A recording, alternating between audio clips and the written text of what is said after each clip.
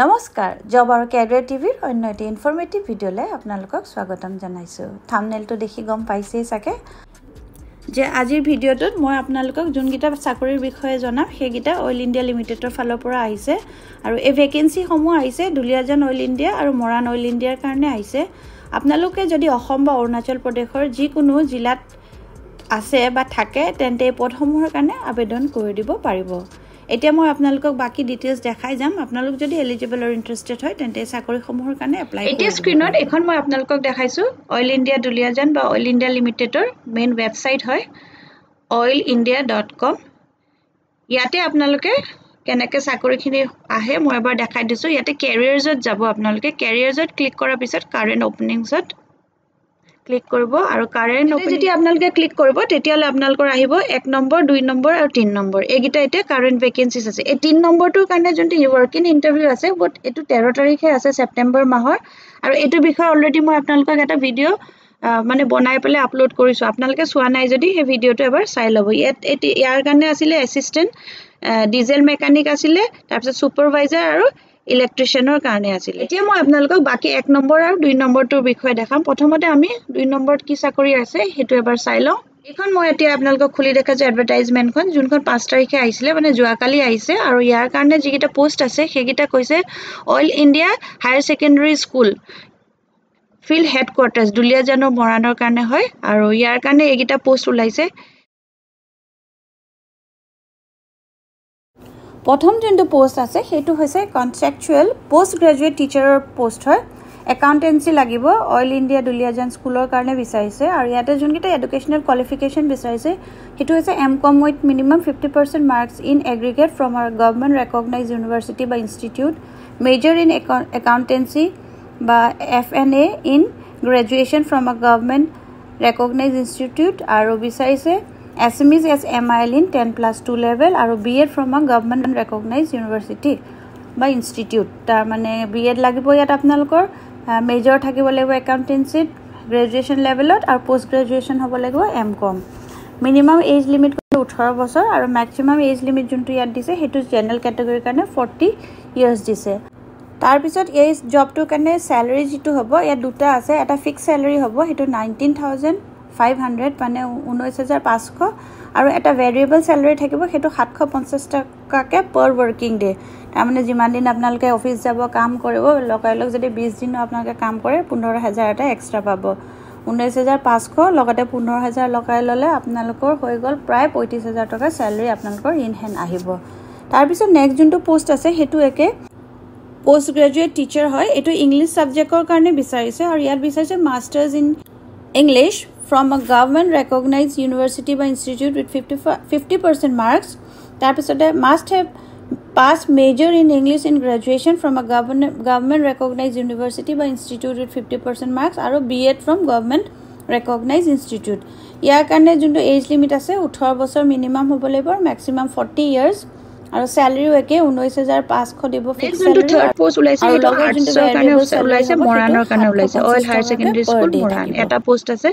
ইয়াত বিচাৰিছে bachelors degree with major in geography বা history and economics as core subjects from আ government ৰেকগনাইজড university তাৰপিছতে MIL লাগিব অসমীয়াটো লাগিব আৰু BEd টো বিচাৰিছে লগতে এজ লিমিট 18 বছৰ মিনিমাম ম্যাক্সিমাম 40 বছৰ জেনাৰেল ক্যাটাগৰীৰ কাৰণে স্যালাৰি এটো 16600 দিব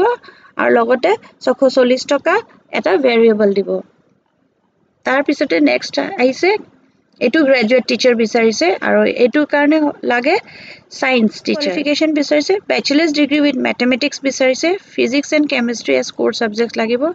মাষ্ট হেভ SMEs বিচাৰিছে কৈছে BEd লাগিব ফ্ৰম আ গভৰ্নমেন্ট ৰেকগনাইজড ইউনিভাৰ্সিটি মিনিমাম এজ লিমিট 18 ইয়াৰ্স হ'ব লাগিব ম্যাক্সিমাম জেনাৰেল ক্যাটাগৰীৰ কাৰণে 40 ইয়াৰ্স আৰু স্যালাৰি একে 16400 আৰু লগতে 640 টকা ভেৰিয়েবল ইনকাম এগুটা কিটা পোষ্ট আছে আনৰিজাৰ্ভ ক্যাটাগৰীত আছে আৰু ইয়াৰ কাৰণে আপোনালোকৰ যোনটো হ'ব এপ্লিকেশন প্ৰসেসটো ইয়াত আপোনালোকে কোনো অনলাইন এপ্লাই কৰিব নালাগে ইয়াতে ফৰ্ম এখন আছে মই আপোনালোকক দেখাই দিম সেই ফৰ্মখন আপোনালোকে লৈ যাব লাগিব ইন্টাৰভিউ দিনাখন প্ৰিন্ট আউট উলিয়াই ফিল কৰি লগত ডকুমেন্টস খিনি হতে আৰু তাৰপিছত গৈ পেলাই আপোনালোকে ইন্টাৰভিউ দিব লাগিব প্ৰথম যোনটো পোষ্ট আছে দুলিয়াজানৰ কাৰণে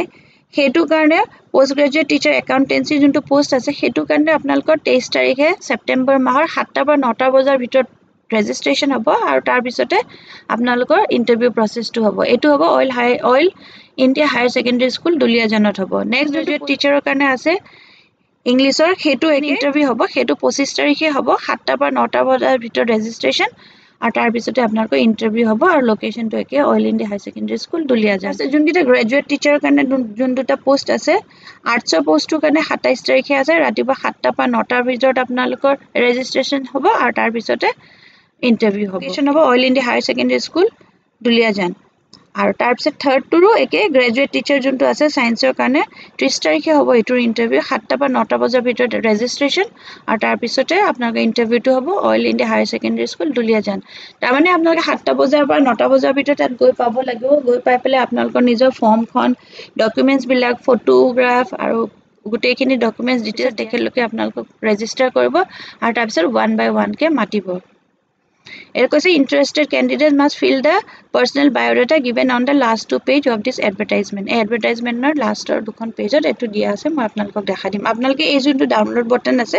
etu click kori pele apnalke advertisement to download kori pele print out ulai lobo paribo aru tate apnalke gote details khiniu pai jabo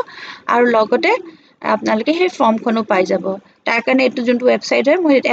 description et di dim hetu apnalke link to click korle hoi gol. Tar pisote document verification process to hobo আৰু বাকি ইয়াত তেনেকে একো নাই এখিনি এবাৰ পঢ়ি লব পাৰিব এই টাৰ্মস এন্ড কন্ডিশনস খিনি দিয়া আছে আৰু এখন হৈছে ফৰ্মখন এপ্লিকেশন ফৰ্মখন যোনখন আপোনালোকে ফিল কৰি পেলাই লৈ যাব লাগিব ইন্টাৰভিউ কাৰণে এখন এবাৰ মই আপোনালোকক দেখাই দিছো এতিয়া আমি আহক চাও নেক্সট কোনকিটা পোষ্ট ওলাই এইটো যোনটো পোষ্টৰ কাৰণে ভ্যাকেন্সি ওলাইছে এইটো একে দুলিয়াজান অইল ইণ্ডিয়া দুলিয়াজানৰ কাৰণে ওলাইছে আৰু ইয়াৰ কাৰণে যোনটো জব ডেসক্ৰিপচন দিছে কনসালটেন্ট বুলি কৈছে এলপিজি ৰিকভাৰি প্লান এটা ৰিকোয়াৰমেন্ট আছে preparing daily work schedules and monitoring progress setting priorities and ensuring execution of work as per priority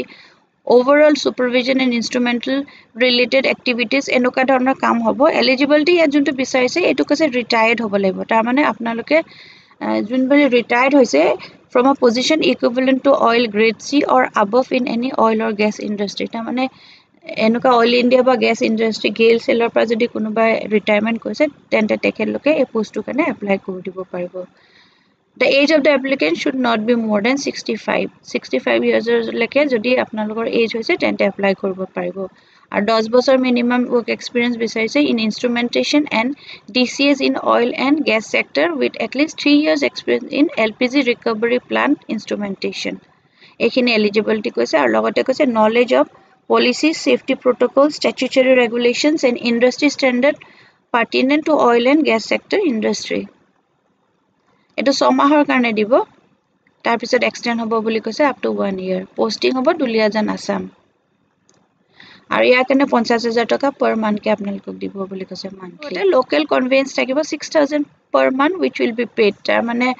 আপোনালোকে যদি ইফালে হিফালে যায় বা কিবা থাকে তেনেকে per month 6000 টকা এক্সট্ৰা এটা দিব আৰু টেলিফোন বিলৰ কাৰণে পাব তাৰ পিছতে travel and boarding and lodging during the official duty কোবা যদি ডিউটি কামত পঠায় তেতিয়া হলে আপোনালোকক সেই হিচাপে পেমেন্ট কৰিব আৰু ইনসিডেন্টাল 250 টকা per day হিচাপত দিব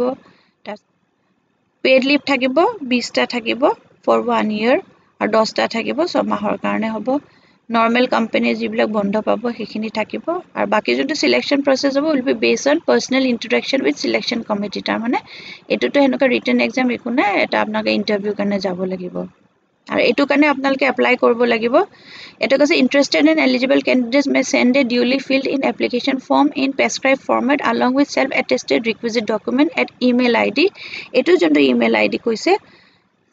con.app@oilindia.com.in এটো আপোনালোকে 5